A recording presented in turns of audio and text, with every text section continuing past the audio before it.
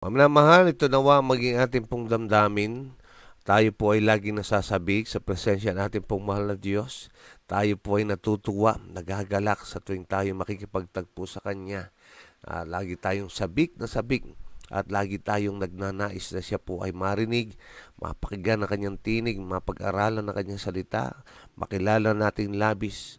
Gaya po ng ating pong napakinggang awit, ano po, isang usana na nananabik sa uminom sa isang sariwang batis at upang mapukaw ang kanya pong uhaw. Gayun din naman tayo, ang pagkauhaw, pagkagutom sa salita ng ating pong mahal na Diyos ang siyang laging ating pong maging karanasan.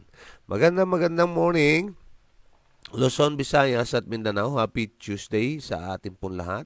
At sa ating pong mga nakakasama sa ibang bansa, magandang umaga, magandang tanghali, magandang hapon, magandang gabi, magandang madaling araw.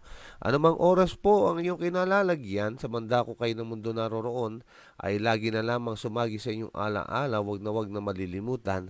God loves you, and He cares for you dearly, at ang kanyang pagpapalay nais na ipagkaloob sa bawat isa sa atin ng sagana at nag-uumapaw. Ako po muli ang inyong likod kay Kristo, si Brother Marlon Diego, nag-aanyaya po sa inyo na sa loob ng isang oras, magsama-sama po tayo na unahin natin ating pong Diyos, put God first and you will never be last.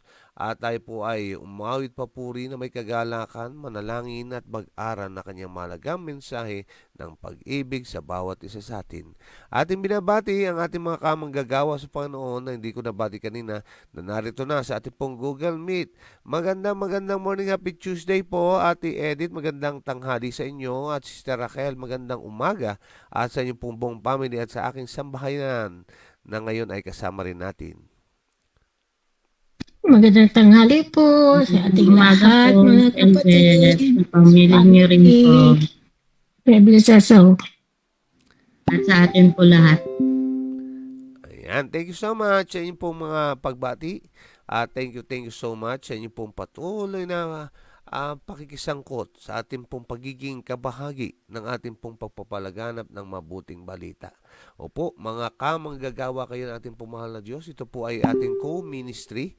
Ito pong ating pong ginagawa at ang aking dalangin till Jesus comes ay wag po tayong bibitiw. Mamnamal ko kundi tayong magpatuloy hanggang sa dumating ating Panginoon habang pwede pa natin gawin, habang may kalayaan pa tayo ng magpahayag ng ating pananampalataya, ay sige po, tayo po ay magpatuloy. At ating binabati rin at binabati tayo ni Tatay Ricardo Bacobe. Good morning po sa lahat. God bless us all. Ang sabi nila, at ganyan si Sister Imelda ay bumabati rin ng showers of blessing to all. Every gising is a blessing. At sa ating po mga nasa FB Live at Google Meet and God's Messages of Love. Opo, minsan pa atin pong pinapaalala, meron na po tayong YouTube channel sa mga hindi pa po nakakaalam. Ang pamagat po nito ay God's Messages of Love Ministry. At para madali niyo po itong matagpuan, paki-search lamang po ang Morning Devotional, tapos yung unang upload po na Mahal Ka ni Jesus o yung pakikipagkasundo.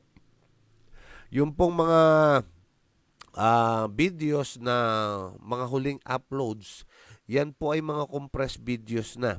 Kaya maaari nyo pong tingnan ito, i-review, at maaari nyo pong i-like at i-subscribe, at pakipindot lamang po yung notification bell para kayo po ay updated sa ating pong mga upload na videos. Halos araw-araw po ay tayo po ay nakakapag-upload. Yan. Balita rin po mga minamahal ko sa inyo po mga kakilala, mga kaibigan, at sa kung sino man po ang maaaring pag-share natin. At atin po binabati rin ang buong South Bataan District na pinangungunahan po ng ating pong buting Pastor Ray Iscabusa, at gayon din ang ating pong kinabibilangan na Area 3, ang Bataan, Olongapo at Zambales ng mga churches. Sa panguna naman yan ng ating pong Area Coordinator, Pastor Mark Hill Sarabia. At binabati na natin ang ating mga kamag-anakan sa Diego, Villacorte at Santos at Kiambao at sa Galarsi Clan ni Sister Imelda. Ang ating mga kasamahan sa hanap buhay, mga katubig, alin na po, gising na po tayo. At tayo po ay sumama na sa ating pong morning devotional gaya ng aking shinare sa sulat po ni Sister White. kung paano po ang ating pong katawan ay nangangailangan ng pisikal na pagkain upang magpatuloy na may kalakasan at siya ay umiiral, ay kailangan din po ang ating pong spiritual na pangailangan ay matugunan. Yan po sa pamagitan po ng pakikinig ng salita ng Panginoon, pananalangin, at pag-aaral ng kanyang mabuting balita at pag-apply nito sa ating pong buhay. At ating pong binabati rin ang atin pong mga ginigiliw na taga-subaybay at mga taga-suporta, no po. Thank you so much po sa inyo. Talagang kami po ay kulang ang salitang salamat sa inyo pong patuloy na nandiyan kay lagi at sumusubaybay at sumusuporta. At may God bless you po. At gayon din natin pong binabati rin ng ating pong mga sharers, no po. At thank you so much po sa inyo kasipagan, sa inyo pong katsiyagaan. Sila Sister Jennifer Casimo, Ate Sara Lim, Sister Melda Diego, Ate Sel Talita, Ate si Juby, Mikit Pikit, Sister Per Reyes, Sister Mary May Espiritu, Sister Nora Arena. Nawa marami pa po ang maging kagaya po ninyo na habang nabibless ay nagsishare naman. Imagine niyo po kung tayo po lahat ay nagsishare, kung gaano po tayo karami, ay imagine ninyo kung saan-saan po dako makakarating ang ating pong pagsasahimpapawid. Kaya nga po mga minamahal ko, maging bahagi po tayo nito. Wala pong bayad ang pag-share. Isang pindot lamang po ang kailangan nyo pong gawin. Mga minamahal ko, tandaan po natin ang sabi ng banal na kasulatan, kung ako ikahihiya nyo sa harap ng maraming tao, ikahihiya rin ko kayo sa harap ng aking Ama. Kaya nga po, wag nating ikahiya. Kung yung mga kwentong kalokohan at biru-biruan at mga kwentong hindi totoo na yung mga napapanood po natin, mga na i-share natin, how much more po sana kung ang salita ng ating pong Diyos ay pagpursigan po natin itong ibahagi din naman. Okay, so atin din pong binabati si Ate Elsie Dumenden Plaza. Happy Thursday morning po. At gayon din natin binabati si Sarah Uldi Castro, Sister Flor Sanoria, Sister Gemaline Haylar, Sister Jennifer Casimo, Romel Sabino, Nanay Aurora Erenya, Sister Eunice Lim, Sister Bioli Esparagera, Manang Melda Gustilo, si Brother Marlon Bendo, Brother Adelberto Corsanes, Boss JJ Vlog, Brother Jerome Dotimas ng Mindoro SD Church, gayon din si ating po kaibigan, kumpare Joe Aaron mula sa Denver. At gayon din po ang Advent Talks kay Brother Kim Mikit-Pikit at Sister Jeline Espiritu at gayon din si Nick Bellegas. Yan, thank you so much po sa inyo pong patuloy na pagsubaybay. Ang oras po natin, time check, 5:52 in the morning. Kaya nga po tayo po ay gumising-gising na, bumangon-bangon na at hali na po. Tayo po ay mag-morning devotional na. Isama na po ang buong pamilya. God loves the family. Kaya nga po tayo rin ay ating pong mahalin ang ating pong mga pamilya at sikapin na ang buong sambahayan ay madala sa altar ng Panginoon at nagkakaisa sa ilalim ng bandera ng ating Prinsipe Emmanuel ay ating pong sasabihin, as for me and my house, we will serve the Lord. Bago tayo umusad, tayo po muna ay manandaling yumuko sa natatanging panalangin. Amang banal, Diyos kang dakila, walang iba na kagaya po ninyo. Sa inyo pong banal na harapan, sa inyo pong paaralan, namin po kayong pinumpupurihan, sinasamba, dinadakila. At nagnanais kami, O Diyos, na kami po ay inyong pangunahan at pangasiwaan. Ang banal niyong Espiritu nawa ang inyong igawad upang buksan ang aming pong unawa. Ang aming mga tenga magkaroon ng kahandaang makinig. Ang aming pong puso, isipan ay huminto sandali sa lahat ng kanyang kaabalahan at makipagtagpo po sa iyo. Nawa amin pong matandaan ang sabi ng paalala. Marami ang nagugugol na kalang personal na debosyon, ngunit nabibigo na makamtan ang pagpapala sapagkat sila'y abala, may hating puso. Kaya nga po sa oras na ito, gugulin nawa natin ang maikling sandali na siya lamang ang laman ng ating pong puso. Huminto upang magbulay-bulay ng kanyang salita at pakinggan ang kanyang tinig na ngayon ay nangungusap. Nawa ang pagpapala nyo, ang igawad nyo sa bawat isa sa amin, ay ito'y aming may kabuhay, ang inyong mga katotohanan ang sibagpalaya sa amin, ang katotohanan na yung salita, ang bumanal sa amin, at magpahanda sa amin sa nalalapit na pagbabalik ng aming Panginoon Hesus. Ang iyong mga anghel ang talaga upang kami po'y bantayan at ingatan, makatapos po kami na kayo nalulat ng taas at wala nang iba kundi kayo lamang. Pagpatawan nyo ang aming mga pagsalangsang alang-alang po sa matamis dakilang pangalan ng aming pong Panginoon Hesus. Amen and Amen. Kaya binabati rin po natin si Sister Jesusa Austria.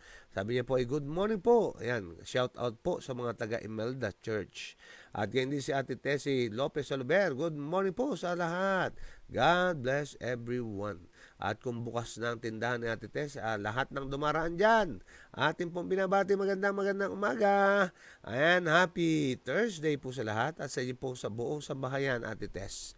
Okay, so hayaan nyo natin pong i-share sa screen ang atin pong babasahin ngayong umaga. Ito po ay pagpapatuloy nung pahapyaw natin pong pinag-aralan kahapon. Ano po? Okay, so na-touch po natin doon ang buhay ni Abraham na kung saan siya po ay tinawag ng Diyos, iniwan ang kanyang sambahayan at nagtungo sa isang lugar na hindi niya alam. At ang kanyang bitbit ay ang pangako lang ng Diyos na pararamihin ko ang iyong lahi at ikaw ay magiging ibe-bless kita upang maging blessing sa iba. Ito po ang pagpapatuloy. Gaya ng aking nabanggit, hindi po natin ito siniwalat kahapon sapagkat magiging ano po ito, ang tawag doon, yung mapapaalam po sa inyo in advance ang mga ating pong aralin ngayong umaga. Okay, ang pamagat po ay ang pananampalataya ni Abraham, bahagi 1. Kasi bukas ay meron pong bahagi 2. Ngayon po ay Hulyo 10. Ang sabi po ng aklat ng Genesis chapter 22 verse 2, ito po ang ating susing talata.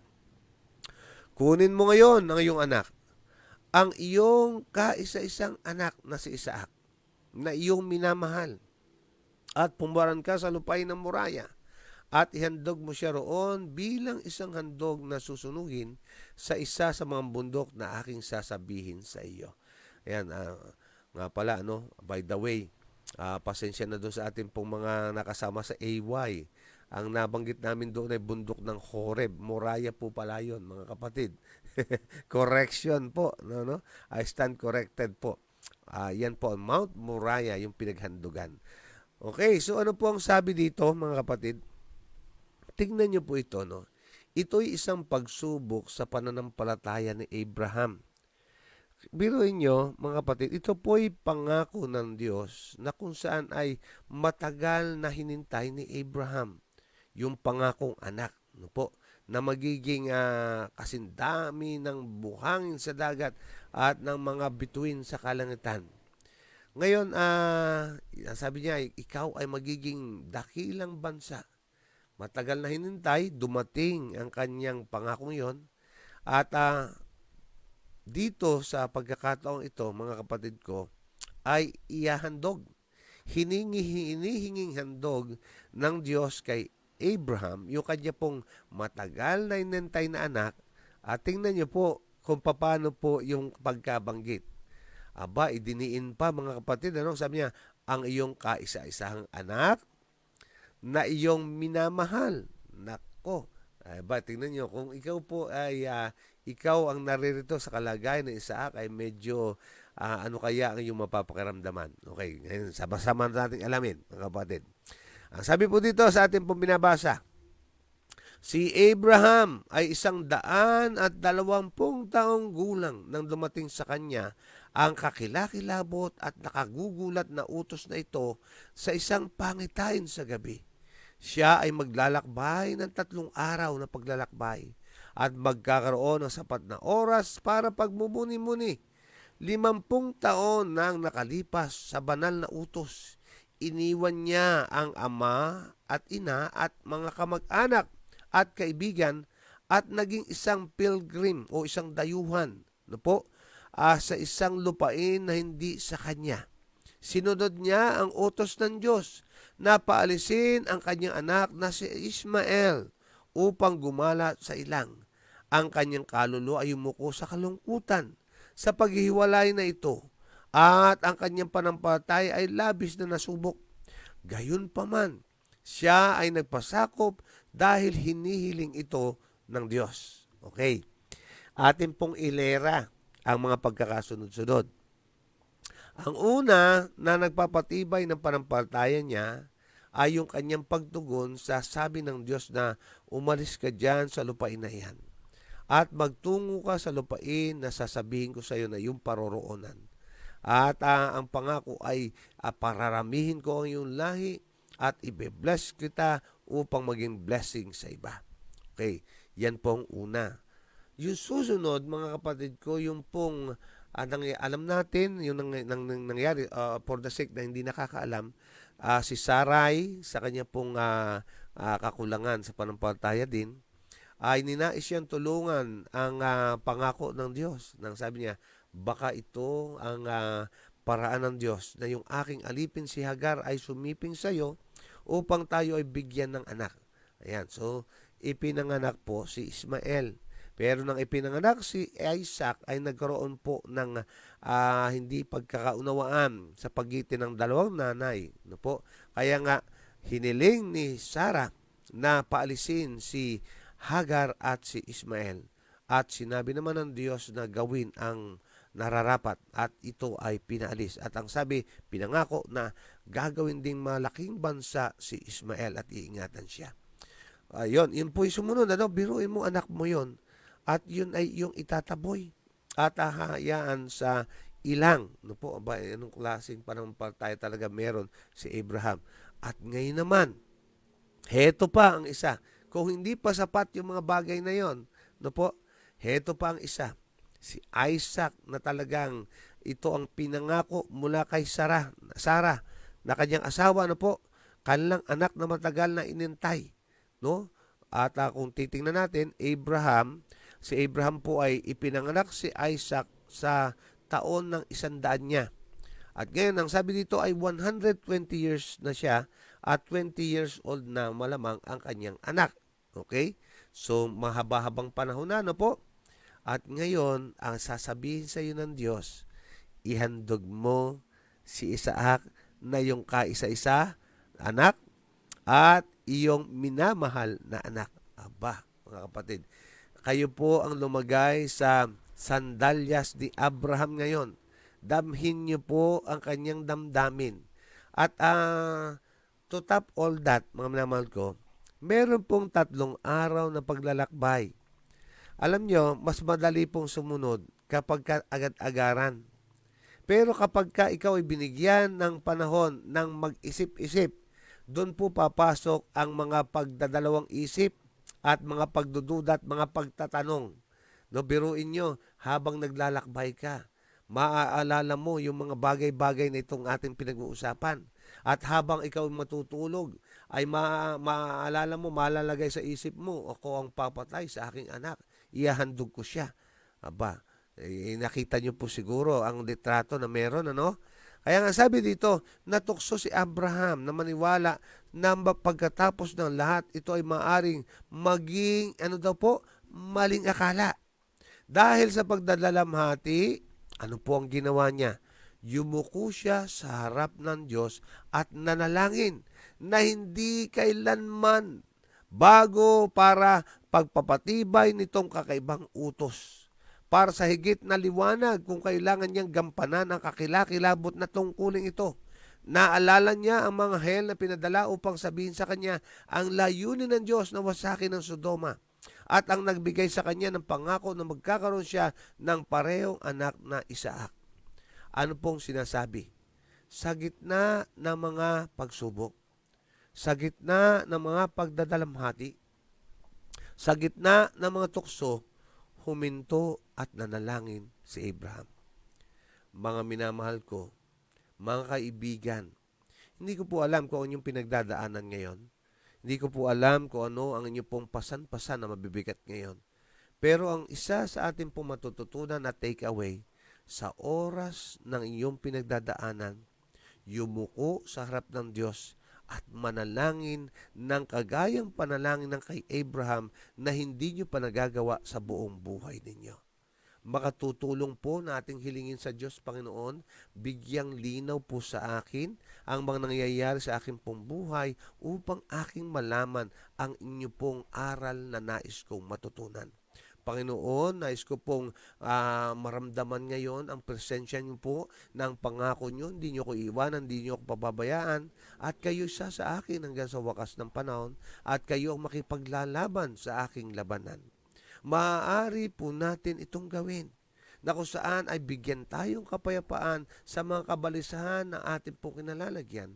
Bigyan tayong kaaliwan sa mga panahon na meron tayong kalungkutan at kapagyatian. Gaya ng ginawa ni Abraham, mga kapatid. At atin pong alamin, intention natin tanungin sa Kanya, Panginoon, ano po ang kalooban niyo? At matapos natin mapakinggan ang kalooban niya, ay atin naman po na magkaroon tayo ng pagnanais at intensyonal na gawain na ito naman din po ay atin pong sundin. Okay, tuloy po natin ang atin pong pagbasa. Atin lamang pong ililipat ang atin pong PowerPoint. Okay, ano pong nangyari? Sa wakas ay marahan niyang ginising si Isaac na ipinalam sa kanya na siya ay inutusan ng Diyos na mag-alay ng hain sa isang malayong bundok at dapat niyang samahan siya. Tinawag niya ang kanyang mga tagapaglingkod at ginawa ang lahat na kinakailangan paghanda para sa kanyang mahabang paglalakbay. Dito sa tagpong ito, mga kapatid ko, pinaalam niya sa kanyang anak yung pong utos na sila'y pupunta sa bundok na Moriah na yon, na kung saan nga ay may 3 araw ng paglalakbay, ngunit sa tagpong ito, hindi niya pa po sinasabi na siya mismo ang iaalay. Okay? So ang sabi niya, ang sabi po dito, nagsama rin sila ng mga lingkod upang gawin ang kinakailangan na paghanda para sa kanyang mahabang paglalakbay. Ang sabi po dito, kung maalis niya ang kanyang isip, sabi dito, kay Sarah, at magkasama silang pasanin ang pagdurusa at responsibilidad. Alam nyo, ganito po. May instance, alam ko makakapag-share kayo mamaya. May instances po sa buhay natin na masyado na mabigat ang ating pong daladalahan. At ang gusto natin ay i-unburden ito po. Yung ibsan ang ating pong daladalahan at naghahanap tayo na isang tengang makikinig. At ganoon din po ang nakita nito si Abraham. Maaari niyang gawin na sabihin sa kanyang asawa. Kasi sabi nga sa sumpaan, for better or for worse, in sickness and in health and in sickness, and till death do us part, yan po ang mag-asawa, magkatuwang. Yun po ang kanyang nais na sanang gawin. Ngunit, mga minamahal, ang sabi po ay ganito, maaaring magdulot ito sa kanya ng kaunting ginhawa. Ngunit siya'y nagpasya na ito ay hindi gagawin. Bakit? Dahil ang kanyang puso ay nakatali sa kanyang anak at siya ay maaaring hadlangan siya. Pinili niya na huwag sabihin. Sarilinin na lamang ang burden na meron sapagkat maaaring si Sarah ay maging hadlang. Ano pong sinasabi sa atin? Mga minamahal ko, sa kalooban ng Diyos, huwag po nating hayaan na magkaroon ng hahadlang. Kinakailangan po laging mauuna ang ating pong Diyos. Kaya nga ang sabi, put God first. At ang sabi ng Biblia, but seek ye first the kingdom of God and His righteousness. Ano po ang salita? First. Una, mga minamahal ko.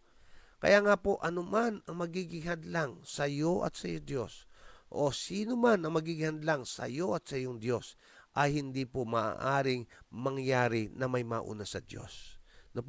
Pinili ni Abraham na sarilinin ang sakit at pagdadalamhati. Huwag lamang magkaroon ng hadlang sa pagsunod niya sa kalooban ng kanyang Panginoon Diyos. Okay? So ano po ang nangyari?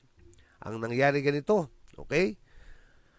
Okay, sabi po, siya ay humayo sa kanyang paglalakbay kasama si Satanas sa kanyang tabi upang magbungkahi ng kawalan ng panampalataya at imposibilidad.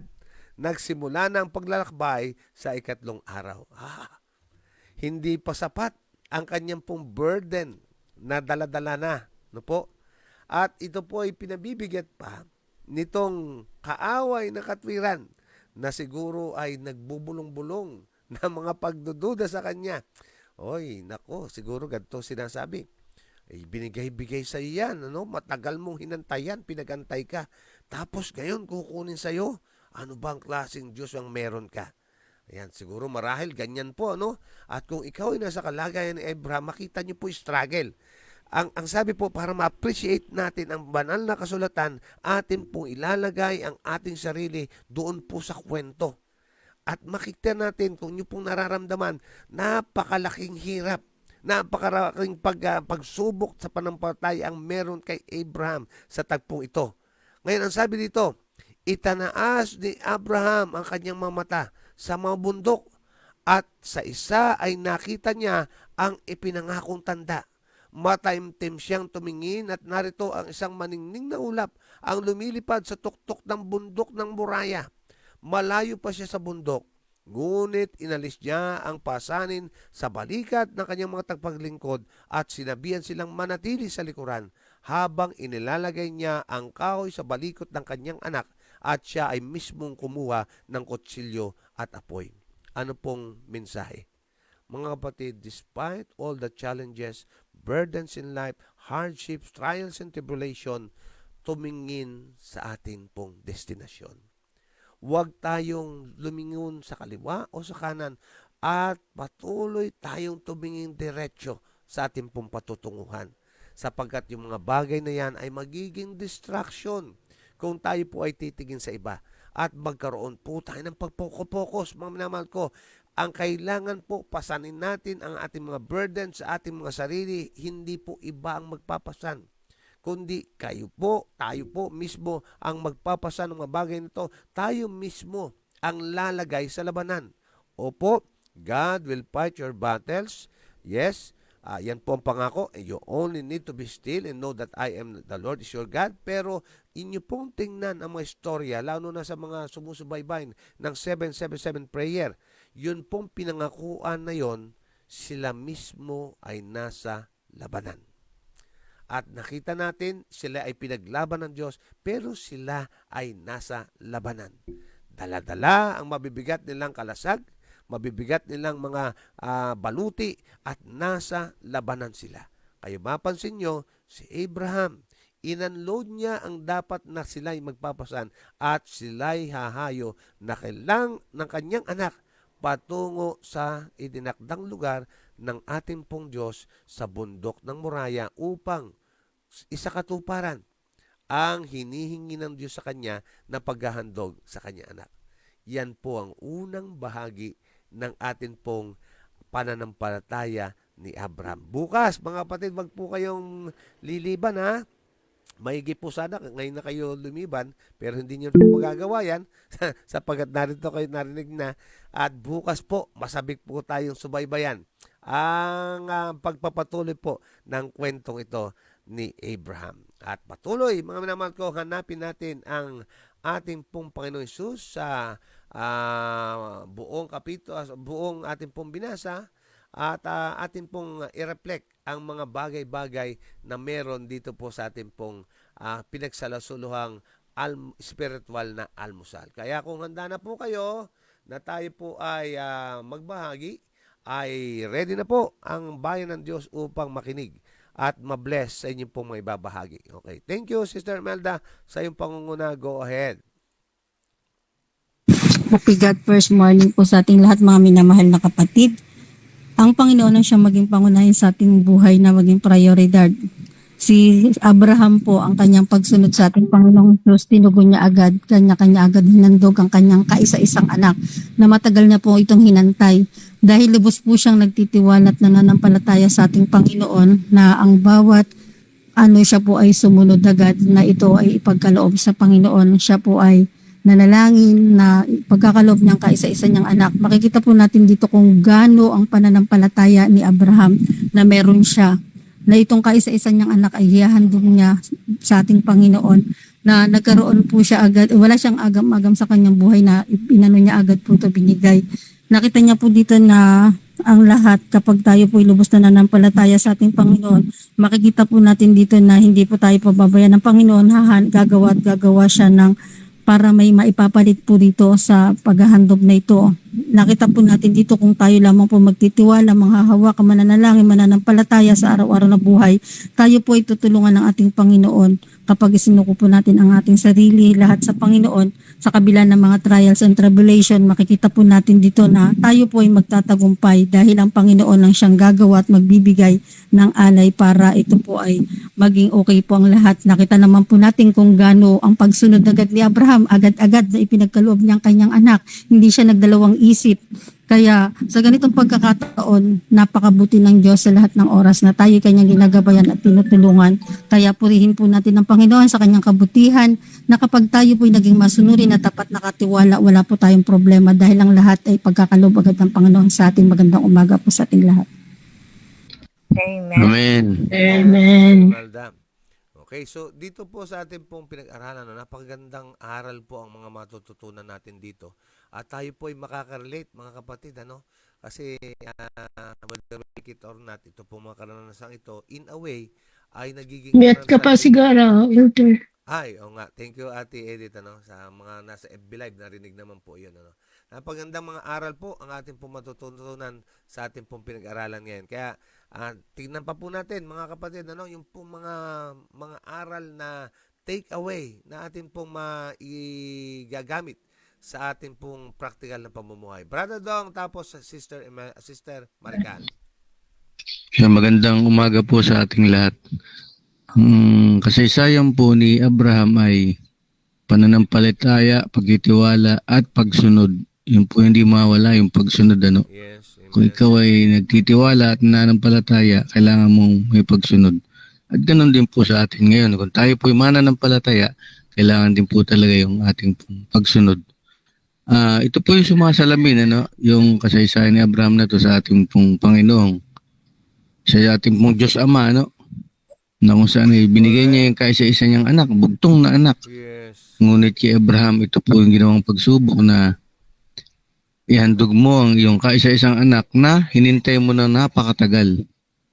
Ano po, at sabi nga doon sa kwento, ay pinasan ni Isaac ang mga kahoy na panggatong sa kanyang balikat at inakyat sa bundok. Na kung titignan natin ay yung krus na pasampasan ng ating Panginoon na siyang magdadala sa kanya sa kamatayan pala doon sa bundok. Ang aking pong rito, tama po yung Brother Marlon, napakagandang aral po dito. Minsan dumarating sa buhay natin yung susundin ko ba yung Diyos dahil dito o ano? Kasi nga parang kung talaga pong sa atin, talagang sa hindi mananampalataya at alang pananampalatayang buo sa Panginoon, hindi po gagawin yun eh. Yung gagawin ni Abraham, siyempre anak mong kaisa-isa, tapos iaalay mo. Napakabigat po no. Kung titignan po natin yung kasaysayan ni Abraham, binabasa lang natin, parang baliwala lang, ano? Pero kung ilalagay mo nga naman yung sapatos mo doon sa katayuan ni Abraham, ay napakabigat po yun, ano? At ang aral po dyan, mga kapatid, ano? Sumunod ka lang sa Panginoon. Tama si Sister Imelda, no? Sumunod ka lang sa Panginoon at napapabuti ka. Hindi ka mapapahamak. Siyempre, ito yung sinunod ni Abraham na buo sa kanyang loob na gawin. At hindi po yung napipilitan lang, ano? Pagamat alam niya kasi na ito'y ang nagutos sa kanya yung Panginoon na siya rin naman nagbigay kay Isaac sa kanila. At ito yung muling gagawin ng Panginoon kung siya magiging masunurin at nagtitiwala sa Diyos. Ang ano po rito, mga kapatid, ang nakuha ko pong aral, ano man pong mga may pagdadalawang isip na tayo sumunod sa Panginoon, ay gawin po natin na sundin sapagkat ang Diyos po yung bahala sa atin. Tulad ng ginawa niya kay Abraham, na kung saan ay hindi naman niya pinatuloy. At meron pa talaga siyang talagang pang-alay doon, ano, na instant andun agad yung kambing or tupa na pang-alay na pamalit kay Isaac. At ganun din naman yung batang si Isaac, ano. Siguro po naman malinaw sa kanya ang gagawin ng kanyang ama. Pero tingnan nyo, para siyang isang tupa na hindi man lang umaangal na siya yung iaalay, no? Alam po siguro ni Isaac yun sa kanyang puso.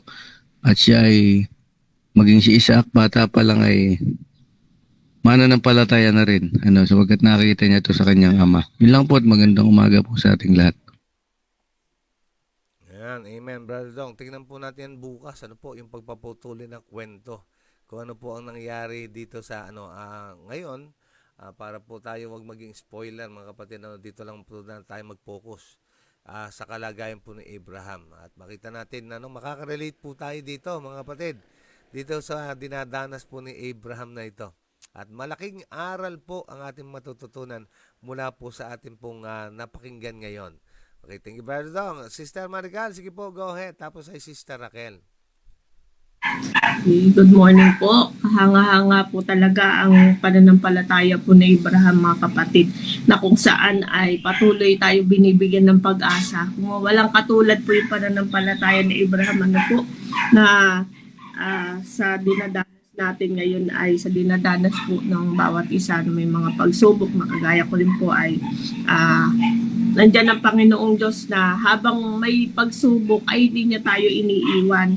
Sabi nga po sa 1 Corinthians 10:13, sabi niya, walang tuksong dumating sa inyo na hindi karaniwan sa tao. Subalit, tapat ang Diyos na hindi niya ipapahintulot na kayo'y tuksohin ng higit sa inyong makakaya, kundi kalakip din ng tukso ay naglalaan ng pag-iwas upang ito'y inyong makayang tiisin. Po rin po ang Diyos na sa mga ganito ay meron po siyang pangako na tapat siya, na sabi nga, trust and obey and there's no other way to be happy in Jesus. Kaya po, yun na nga lang po ang panghahawakan, mga kapatid, kasi kung tayo po ay magmumukmok, kung tayo po ay lagi pong nababurden, ay pagkakasala din yun, sapagkat ang pananampalataya ay meron po tayong Diyos na meron pong sasandig at meron pong sasaklolo sa bawat isa sa atin. Kaya salamat po sa mensahe ng ating Panginoon sa umagang ito, na anumang mangyari, magpatuloy at lalong tumatagpo, sapagkat ito po yung time na pinapakita niya kung gaano niya tayo kamahal sa oras ng pagsubok. God bless us all po. Amen, Sister Marical. Thank you so much for sharing po, Okay, Sister Raquel, pagkatapos po ay Brother Alan. Magandang umaga po, Elder. Dito po papasok yung pagbibinyag. Yung sa atin po. Elder, di ba po tayo nagdadala po sa simbahan. Yung pagbibinyag na po na yun, para yung, kunyari po sa inyo po, Elder, na nauna kayong binyagan, tapos yung mga anak nyo yung naakay ninyo at bininyagan.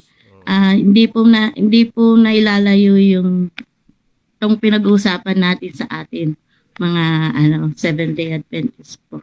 Sa katulad po natin na ikaw ang unang bininyagan at ikaw yung unang pinakapuno, lahat po ng anak ninyo isusunod nyo po, kasi po para po kayo po yung mag-aakay sa kanila at magbibigay po ng panibagong buhay.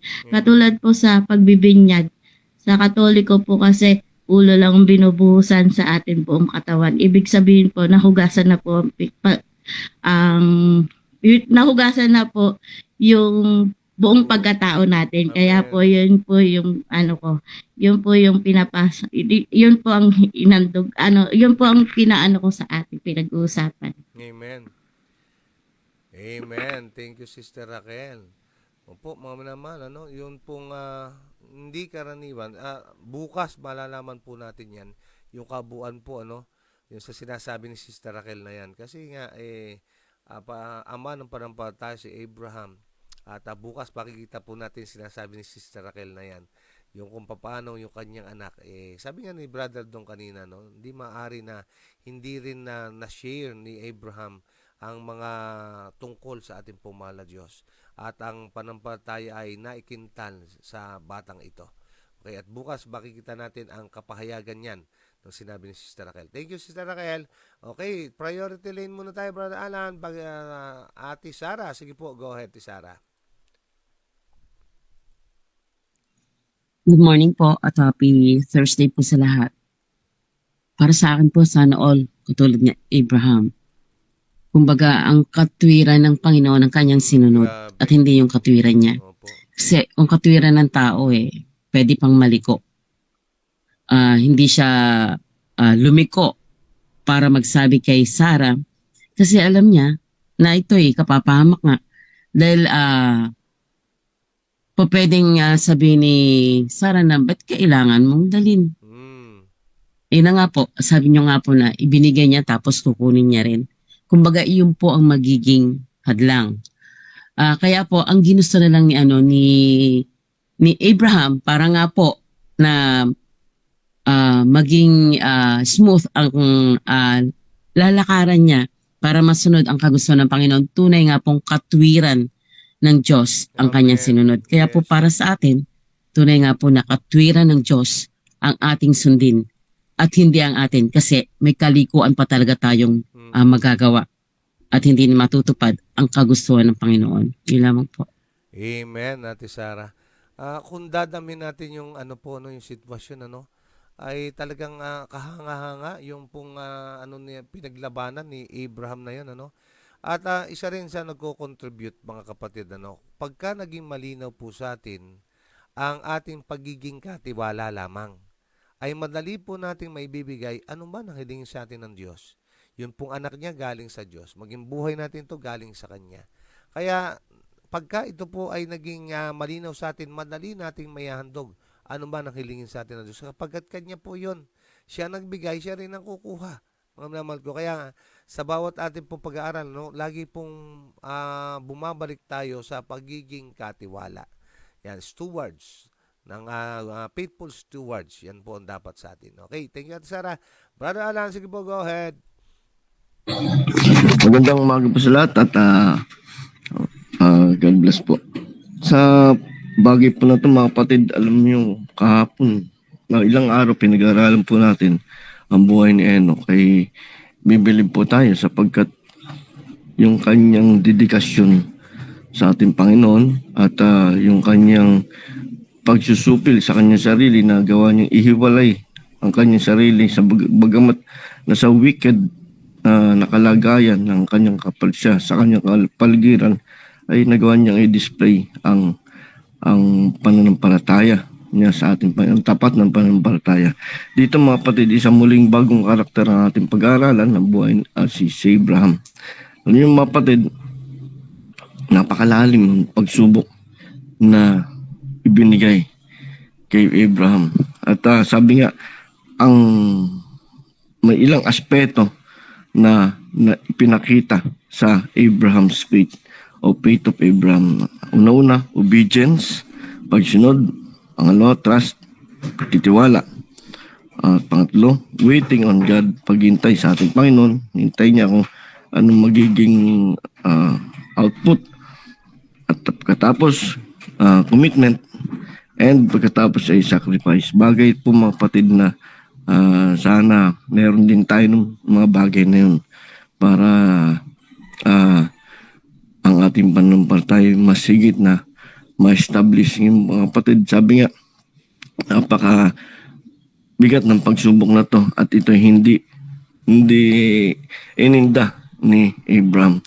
Ay, sa ating mga kapatid may mga pagsubok po tayo dumating sa ating buhay at ang pinaka key point lang nito mga kapatid, kung gaano natin i-sustain sa ating sarili mga pagsubok na yun at yung aspeto na nabanggit ko kanina.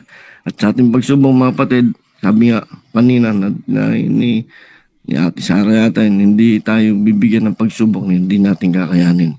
Ay ganoon din si Abraham. Sabi nga sa isang Chinese proverb, real gold does not fear the test of fire.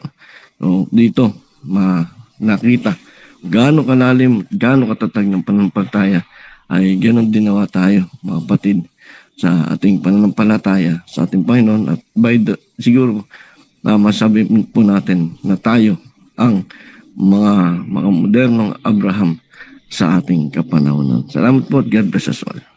Amen. Thank you so much sa inyo pong ibinahagi. Naalala ko po mga kapatid, yun pong Garden of Gethsemane. Na kung saan yung ating Panginoon, just before na siya po'y dakipin, yun na po yung gabi na yun na talagang ginugol niya ang kanyang sarili sa pananalangin. At ang sabi ng Biblia ay butil-butil na pawis ng dugo ang kanya pong pinapawis.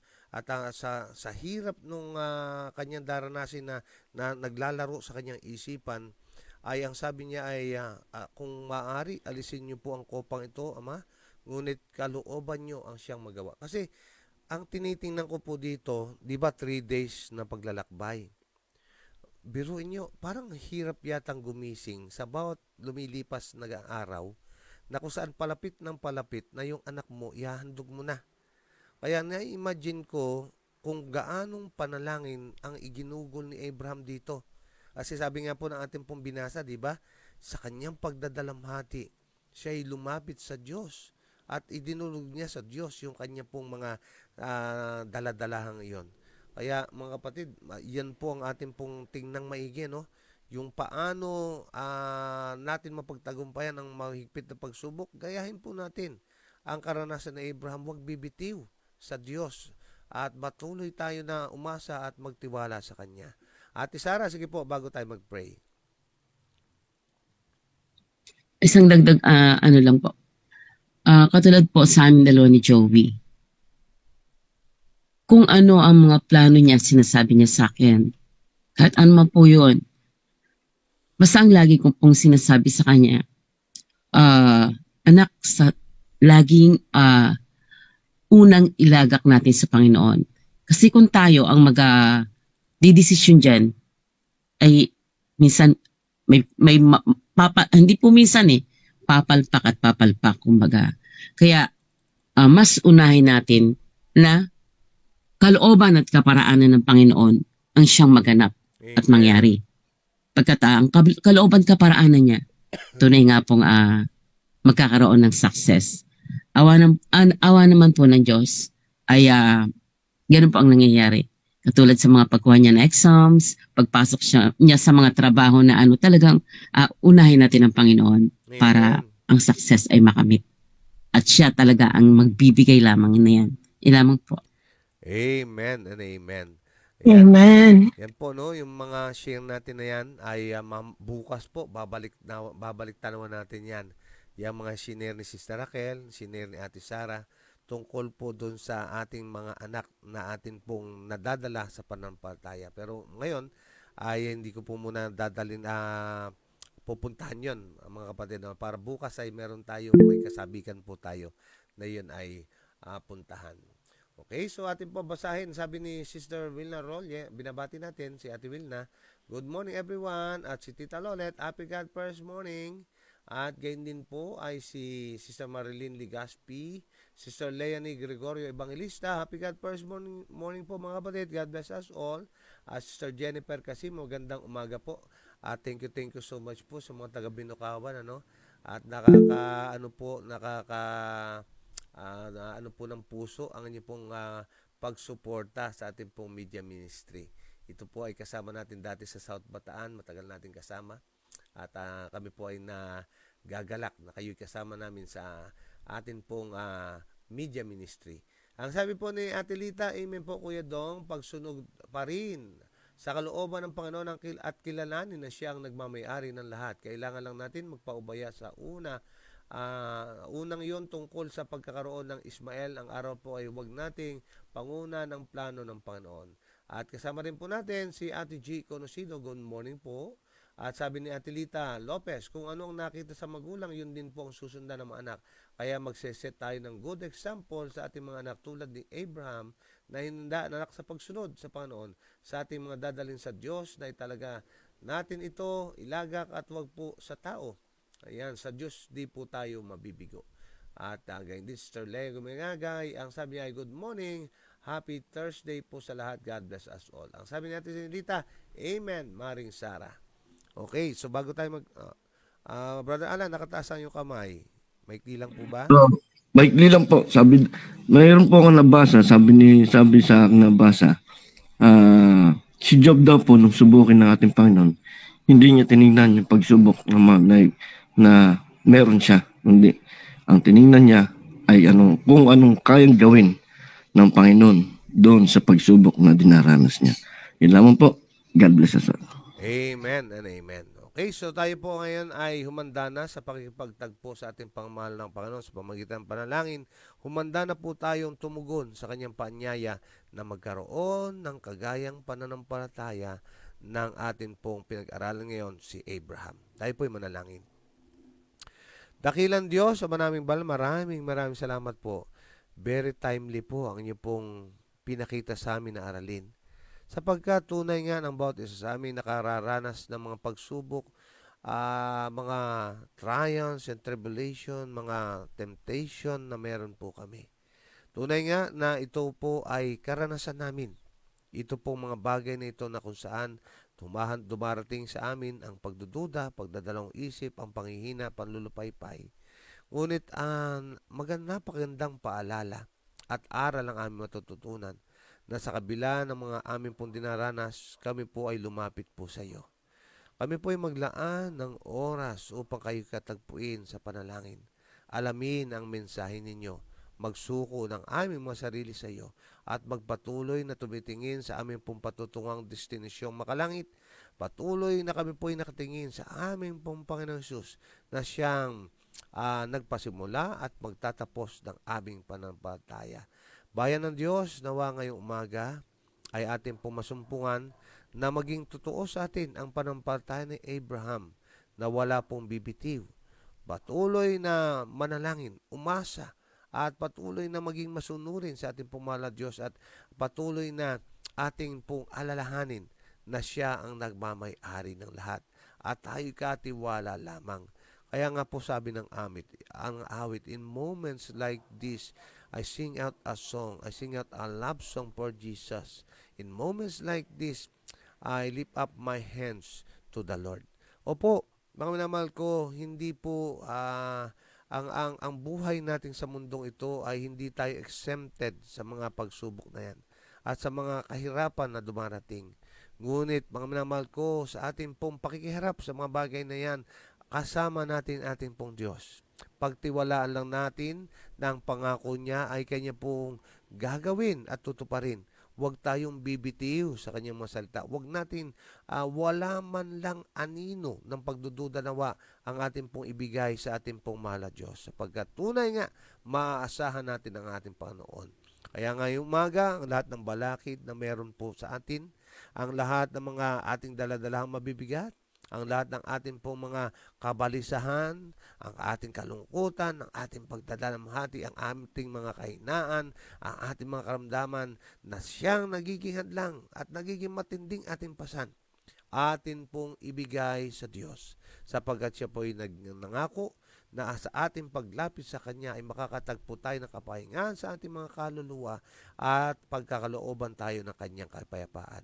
Sapagkat kayo nagtalaga sa Panginoon, pinili nyo na tugunin ang Kanyang paanyaya, nawa ang inyong mga dalangin, ang inyong pong mga hinihiling na magkaroon ng kasagutan sa umagang ito ay masumpungan nyo na inyo pong natanggap sa Panginoon. At pagpapagaling ng Diyos ang igawat sa lahat ng may mga karamdaman at pakaaliwan at kalakasan ang inyo pong maging karanasan sapagkat inuna nyo siya. Ang lahat ng bagay nawa ay dagdag sa inyo. Blessing ang sumainyo mga kapatid at ang pag-ibig ng Panginoon na sumagana. Ang lahat po ito iniling alang-alang po sa matamis at dakilang pangalan ng aming Panginoon Jesus. Amen and amen. Good morning! Amen. Good morning po sa inyong lahat, mga kapatid. Mag-iingat sa panahon. Thank you po. Yan. Thank you so much sa inyo pong pagsubaybay at sa inyo pong mga pag-share. God bless everyone. Shalom. Miss pa mga kapatid. Bye-bye.